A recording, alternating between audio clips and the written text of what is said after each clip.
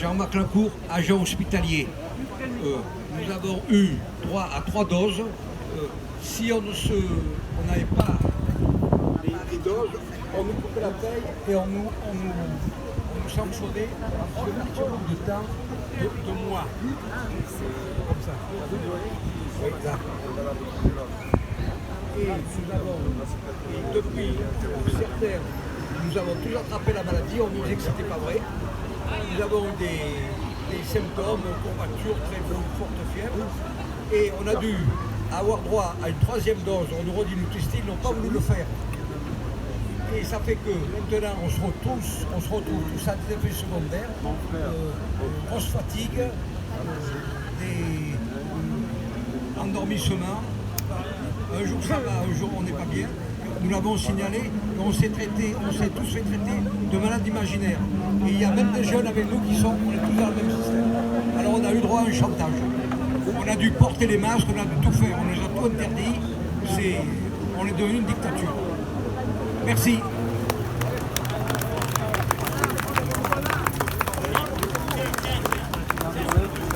Oui, sur les EHPAD. Autre petite chose, il faut savoir une chose, c'est que le vaccin n'a plus lieu d'être. Il faut savoir une chose, c'est qu'en EHPAD, maman est en EHPAD, pour rentrer en EHPAD, on nous a dit il faut lui faire les 2 injections. Déjà, dangereux parce qu'elle a vu ce qui est dit passer. À l'heure actuelle, le vaccin n'est plus d'actualité. On lui demande de faire systématiquement, toutes les années, le rappel du vaccin contre le Covid associé au vaccin de la grippe. Si on regarde au niveau biologique l'histoire du vaccin de la grippe et l'histoire du vaccin du Covid, c'est les mêmes souches. C'est la grippe et le Covid numéro 9 et on est au Covid numéro 19. Donc ce sont les mêmes souches. Donc quel est l'intérêt de vacciner les personnes âgées ou les personnes en EHPAD? Le seul but de vacciner ces gens-là, c'est de les faire disparaître parce qu'ils sont une charge pour la société. Et moi, ce génocide avec les anciens qui sont notre culture et qui sont notre savoir, je trouve ça scandaleux. Ouais. Alors je précise que tous les visages donc, que vous voyez derrière et toutes les frises sur les bâches, en fait ça fait plus de 2 ans et demi qu'elles sont exposées par l'équipe du CNR. Les anciens ne sont pas là aujourd'hui, mais c'est grâce à eux qu'il y a tout ça. Et que depuis 2 ans et demi, à chaque samedi où ça s'est passé, tout le temps, on a eu des témoignages, des gens qui sont venus nous parler de leurs problèmes, de leurs AVC, de paralysie faciale, de leur système immunitaire qui chute, de diabète aussi, après avoir été vaccinés. Souvent pour des gens qui étaient par exemple en pleine forme. Donc il n'y a pas d'excuses, il n'y a pas de... ils étaient malades déjà et c'était spécial. Non, ils étaient en pleine forme, ils étaient sportifs. Il y en a certains qui avaient un suivi régulier au niveau de leur test sanguin. Et après le vaccin, chute immunitaire, diabète, AVC. Cette journée mondiale, dommage, elle est importante parce qu'il y a beaucoup de gens qui doutent encore ou qui ne veulent pas voir la vérité. Et aujourd'hui, c'est vraiment l'occasion simplement de montrer la vérité. Qui nous concerne tous, qui nous a tous concernés pendant une période et qui va continuer de nous concerner parce que c'est nos proches, ce sont nos connaissances qui ont été victimes de cela. Et régulièrement aussi, nous-mêmes, des gens présents ici.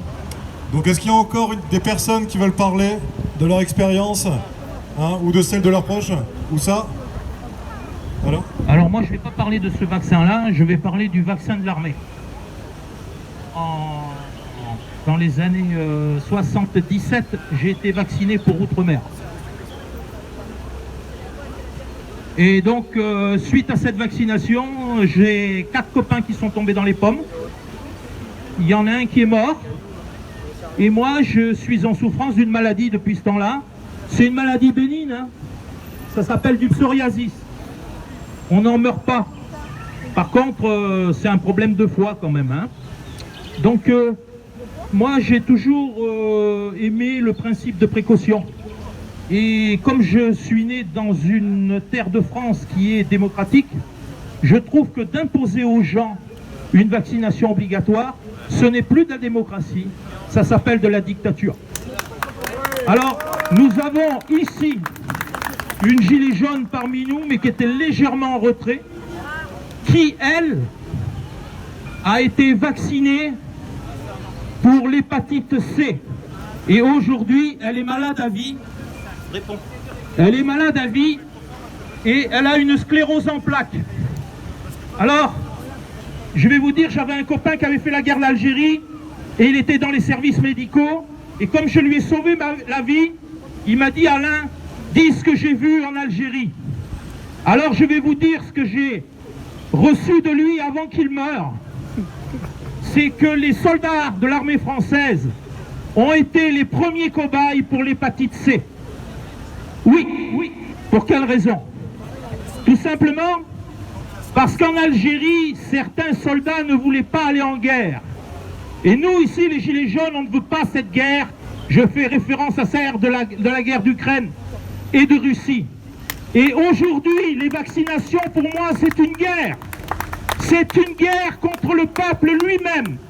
Tonton Mitterrand a dit, la France est en guerre, nous ne verrons pas qui tire. Aujourd'hui, j'ai compris, on ne tire pas, on pique. Alors, je reviens à l'Algérie, puisqu'il tirait encore. Il y avait des êtres comme moi qui ont compris certaines choses et que la guerre, malheureusement, ça ne rapporte qu'à une oligarchie. Une oligarchie, qu'elle soit industrielle ou banquière, peu importe, c'est toujours ceux qui sont en haut, qui commandent, mais qui ne travaillent que de la langue. C'est facile de travailler de la langue et de dire continuez encore 4 ans de plus et mourir au travail, je dis stop. Mourir dans les guerres, je dis stop. Nous sommes là parce que nous voulons la paix. Nous voulons un référendum où le peuple est souverain.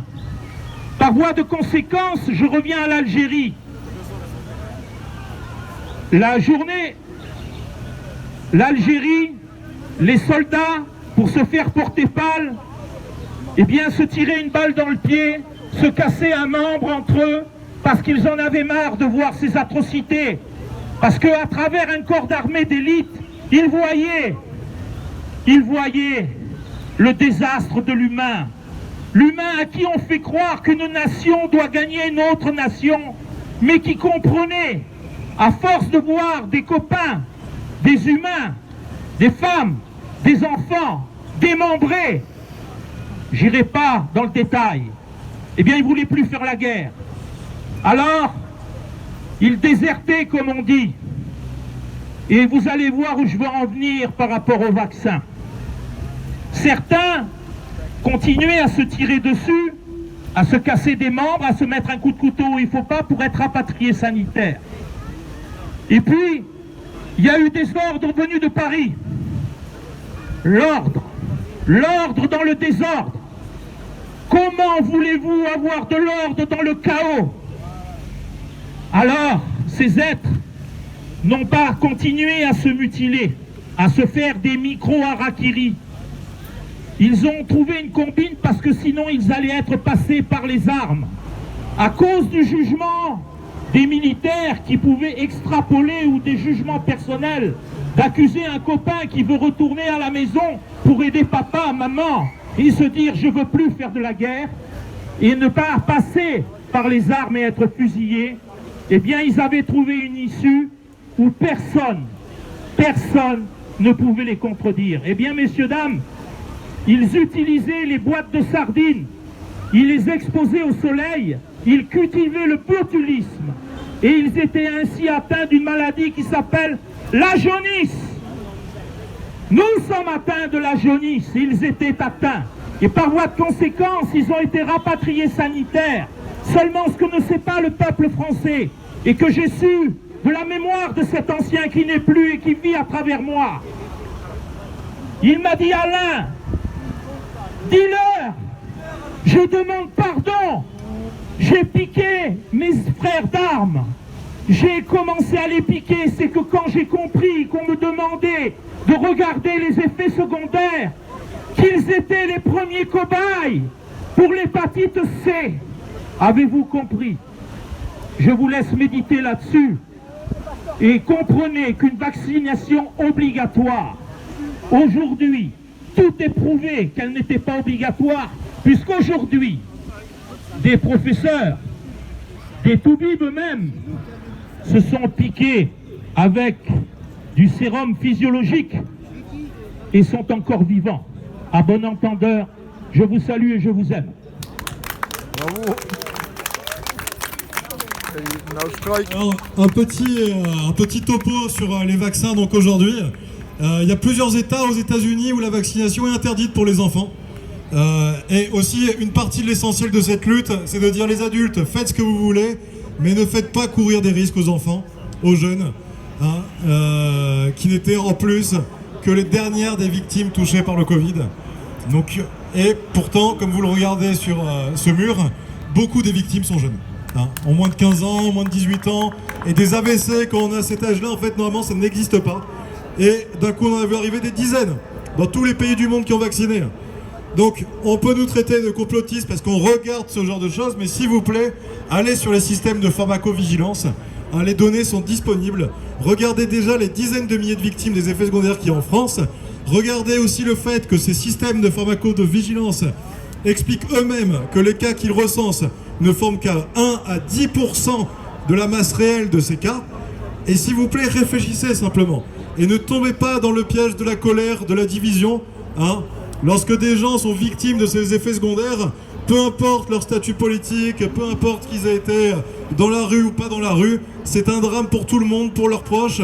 Et c'est sur ce drame qu'on essaye d'alerter. C'est pour alerter sur ce drame qu'a été faite cette journée mondiale d'hommage aux victimes des effets indésirables du vaccin Covid-19. J'appelle à nouveau tous les gens qui nous écoutent, si vous avez eu des effets secondaires, si des proches à vous ont eu des problèmes à venir, hein, vous avez un micro libre aujourd'hui, venez, vous êtes entourés, vous serez respectés. Et en fait, parce qu'il y a un truc qui est dommage aussi, c'est qu'il y a beaucoup de victimes qui n'osent pas venir parler parce qu'elles ont peur, parce qu'elles sont fatiguées. C'est pas facile pour tout le monde de venir parler en public. Donc, alors là, peut-être qu'il y a une dame qui a quelque chose à dire. Alors c'est parti. C'est pas grave, si tu le connaissais, si c'est un fait véridique, viens le partager.